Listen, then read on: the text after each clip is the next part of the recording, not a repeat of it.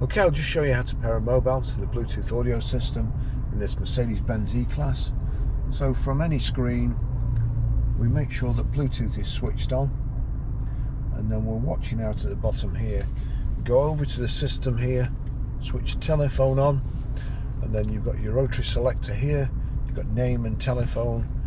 Select telephone, click the center of the selector, and you're then onto Bluetooth telephones. Click Bluetooth telephones. You've then got update. Now if there's any other phones on, it can be confusing because the phones are listed here and you don't tend to notice the update.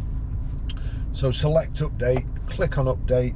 It's now looking for a maximum of 15 Bluetooth devices.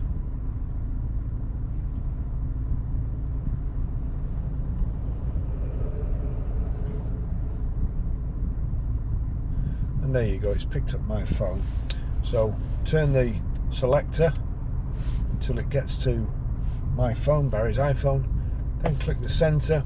We now have to put a code in. For ease of use, I'm going to put 0000 in, and then we wind across to OK, and then click in the center for OK, and here we go. We've got this sort of calculator thing up there.